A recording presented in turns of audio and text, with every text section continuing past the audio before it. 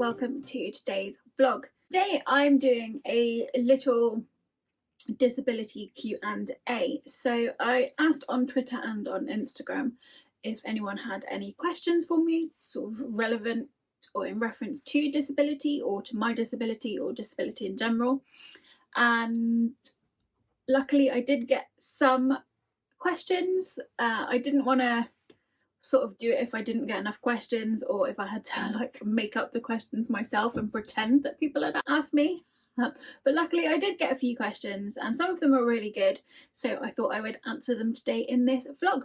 Hopefully you'll find something useful that you can either relate to yourself or look into to maybe help you with your own disability. So here we go. Firstly though, thank you to everyone that asked me a question. I really appreciate it. Thank you for interacting with me and getting involved. So question one is, have you done a wheelchair wheelie yet? No, I haven't. To be fair, the last time I was in my wheelchair was when we were in Blackpool and my dad was pushing me. So I suppose when he rammed me forcibly into a curb and nearly tipped me out into the road, that was somewhat a wheelie because we did go up onto just the front steering wheel, so I suppose you could say that was a wheelie. Thanks Dad. But other than that, no, I have not yet mastered the art of wheelchair wheelies. Hopefully with a bit of practice that will come. We will see. Question two is, how do you manage work? I have talked in videos before about how I manage my job, and I also talked a little bit about working with a disability in a vlog where I talk about how to tell people about your disability if you want to. So I'll link both of those below for you to go and have a look at. But basically I'm quite lucky in that in my workplace I have the ability to be quite flexible in my job, and I also have a reasonable adjustments policy in place. So my workplace has a really good reasonable adjustments policy, and sort of it's reviewed once a year. You can say what sort of things you need, and it talks about what's classed as a reasonable adjustment. So things like specific chairs or working slightly different times of day, if you can fit that in with, if that works for your team or your workplace. There's lots of adjustments around flexible working. My policy talks about unplanned sickness, so it means that I'm not penalised for every sickness I have, because I can help some of my sicknesses, especially planned surgeries, when I'm off for long periods of time. And I also get protected time for hospital appointments and doctor's appointments and things like that. So yeah, I think one of the things that really enables me to manage work is having that reasonable adjustments policy in place. And I think it's about being open and honest with your colleagues and with your employers and with your managers, and explaining to them what your limitations are and just managing people's expectations, really. I think if you're open and honest about what you can and can't do, that helps you to manage work a lot better. At the moment, and for quite some time now, I have been working from home. It's now in place that I do 2 days in the office and 2 days at home, which actually has really helped me manage my disability and my chronic illnesses better. So I have a lot of flexible options around how and when I work. So for example, I can change my working from home days if I need to. So if I'm having like a colitis flare up, or if I've got a UTI and I need to be closer to a toilet, I can just swap my days around, swap my hours around a little bit, and it just helps me to manage my condition. Sort of in practical terms, when you have a disability and you also work a job, I think it's quite important to find, and I know it's sort of not as easy as this, but I think it's about trying to find the right job that works for you and your disability. So that's quite important, that doing the right job for me helps me to manage it. And again, making sure I manage people's expectations of what I'm going to be able to do is really important. I try to be as open and as honest as I can, because it just helps you have a really good conversation and just helps you manage that work-life disability balance. Yeah, I suppose that's how I do it. Question 3 is your sleep affected? And if so, what do you use to help? I've suffered from really poor sleep since I was in my teens, and I went through sort of quite long periods of time when I was younger where I had insomnia, and I would sort of go days without sleeping. I'm a lot better now, and I do put myself into bed every night, and I do eventually manage to get to sleep, and I have enough sleep to get me through the next day, I guess. So I do take CBD gummy every night. I've tried a couple of different brands. These are the ones that I've got at the moment. These are by Green Active. Those help a little bit. I've also got an app on my phone that I use called Luna, which is like a colouring sort of app, and it tells you a story and you colour in the picture whilst it's telling you the story, and it's all sort of quite peaceful and musical, and I found that it's quite good for helping me get to sleep. And it's also got playlists on it that you can play overnight, so it's got like rainforest sounds, beach sounds, and then it's got actual music that plays that is type of music that's going to help you fall asleep. That's quite good sometimes. And I also have sleep aids like Nightal and things like that.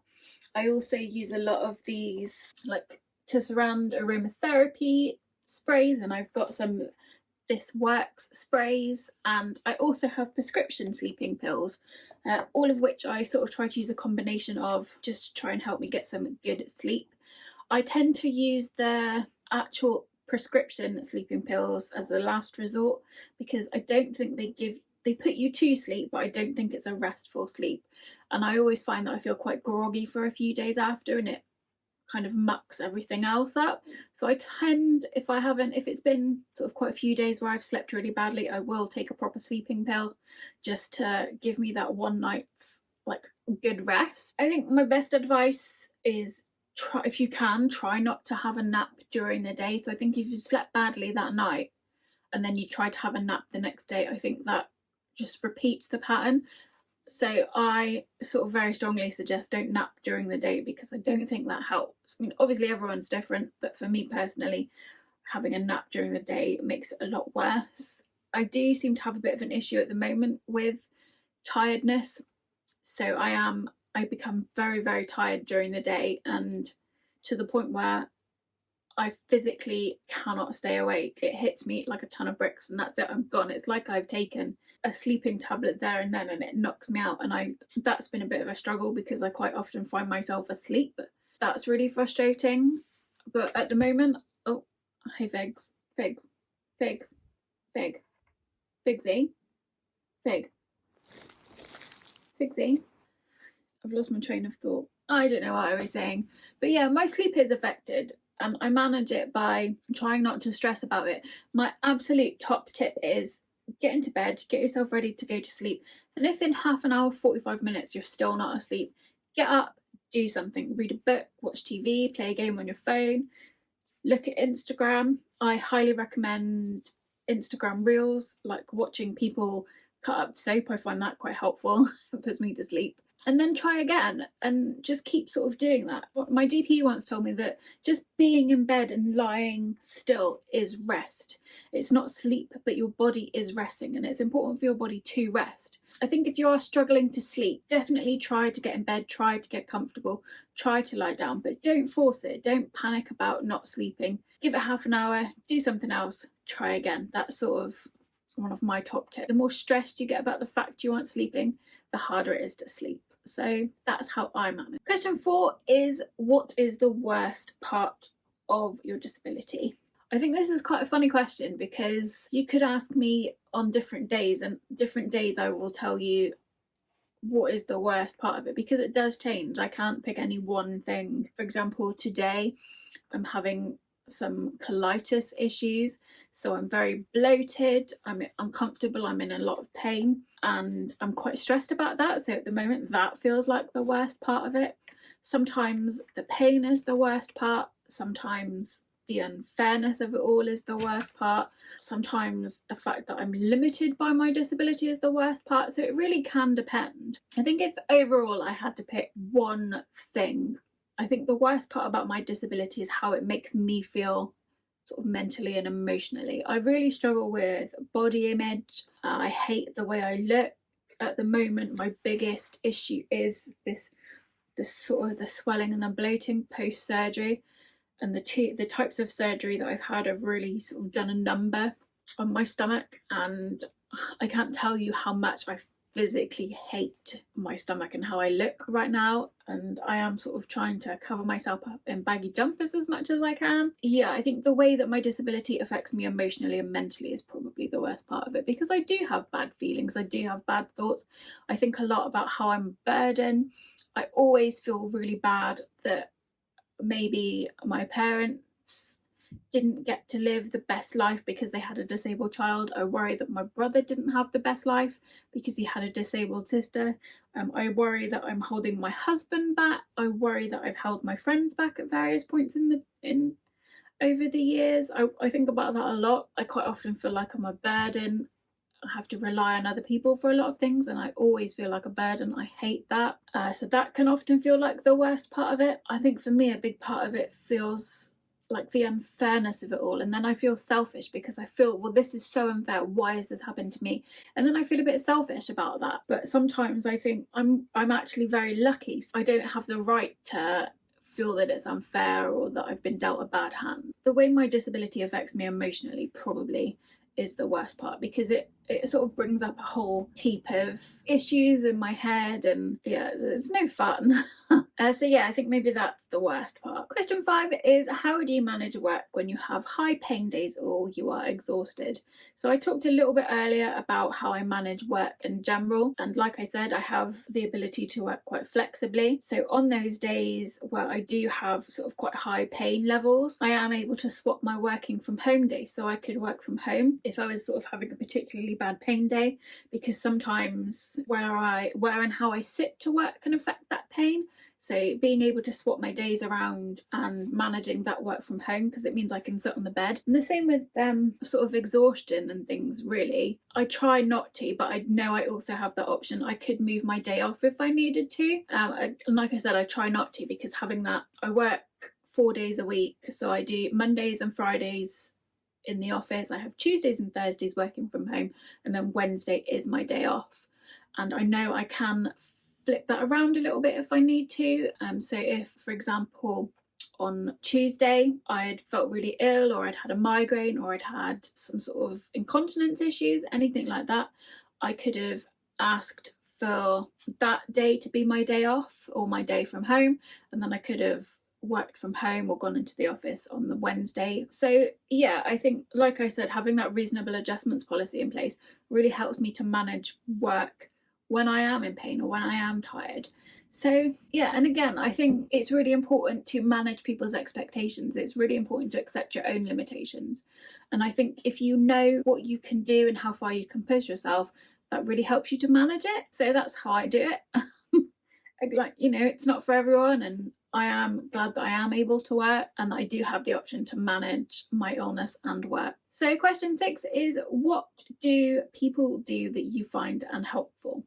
So I think a big one here is unsolicited advice. Sometimes if someone asks me something or asks me how I am, and I say, oh, I'm having a bit of a colitis flare up at the moment, people tend to tell you their aunties, uncles, cousins, mothers' experience and how they dealt with it, and how this happened to them and this is what they did, and they weren't that sick, so you should be fine, and things like that. That isn't helpful.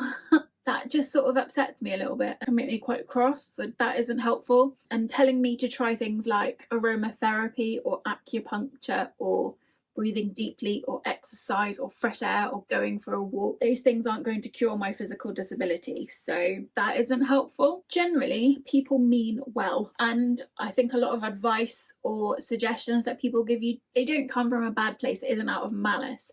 They're trying to help you, and that's the way they think you can be helped. So I appreciate the goodwill behind it, and I don't want people to stop sort of offering that goodwill and that sort of well-meaningness, but it can be quite frustrating to have your disability belittled almost by some of these mad suggestions that people make sometimes, like prayer. Prayer is not going to help me. Thank you, and please keep me in your prayers, I appreciate that, but me praying 3 times a day isn't necessarily going to grow my spine back. I mean, prove me wrong. Yeah, that can be quite unhelpful. And another big thing, and luckily I haven't experienced this myself, but I do have friends that have experienced this. So when they are in a wheelchair, people will sometimes feel the need to help push them, or push them up a hill, or push them down a hill, or move them out of the way. Don't do that. that is an actual violation. Don't ever do that. Wait for someone to tell you they need help before you start shoving their wheelchair wherever you feel like it, because that is an absolute violation. And like I said, luckily that hasn't happened to me, but I do know people that has happened to, and it's really not a nice experience. So yeah, I think something that a well-meaning person thinks might help isn't necessarily going to help, and they tend not to check with you whether it's going to help. They just do it, and that's quite unhelpful. And again, I don't want to be rude, I don't want to be impolite. I appreciate that you're thinking of me, and I appreciate your goodwill, and I appreciate that you're super well meaning, but you aren't always being helpful, and I think people don't always realise that, and then they have a tendency to become quite offended that I've turned down that help. Try to have a little bit of compassion and understanding instead, maybe. It is tricky, and like I said, there's a fine balance between sort of what is well-meaning and what is interfering, and I don't want to squash those people that are just being really nice and trying to help because they think they should, because I appreciate that, you just aren't always being helpful. So the last question is actually a brilliant question, and I've saved it for last because I think it's really important, and actually nobody ever asks me this, and I think it would make my life a lot easier. So question 7 is, how can I help? So how can you help? And I think that's what it is. Ask me the question. Ask, how can I help? Because I'm quite a stubborn person, and I like to try and be as independent as I can. I don't want my disability to stop me from achieving things. So quite often I will push myself beyond my limits to prove a point to myself. I get that that's really silly, but I can't help it. And then when people try to help me out of the goodness of their hearts, they try to do something for me or try to make it easier, try to help me more, that actually can sometimes put my back up and can make me want to do it myself even more. So I think actually by stopping and saying, how can I help, that gives me my control back. And for me personally, and I know I don't speak for all disabled people, but for some disabled people, a lack of control is one of the most distressing things about being disabled. You have no control over your life. You've got no control over what happens. You've got no control over how ill you get. And sometimes you've got no control on if you're in a, for example, when I'm in my wheelchair, I've got no control over where I'm going. Somebody's pushing me, and that's really hard to deal with. So anything that I can cling on to give me that control back is great. So by you asking how you can help me, it gives me the opportunity to take control and say, actually, yes, I do need help. This is what you can help with. And it gives me my control back. It gives me empowerment, and it enables you to help me in the most efficient way for me. That was a really good question, and I was pleased somebody asked, because like I said, people tend not to ask. They tend to assume how they can help and just help you regardless. Whereas if you asked how you could help, I can be honest, more honest maybe, and say, actually, yeah, I am struggling with this. I do need help. You can help me by asking, how can I help? I think that was a really good question, so thank you. So that's all the questions. Hopefully you found this interesting. Hopefully it hasn't been too boring, and if you made it this far, congratulations. If you've got any questions or comments, drop them below, and as always, thank you for watching. Don't forget to like and subscribe if you haven't already, and I'll be back soon with another video.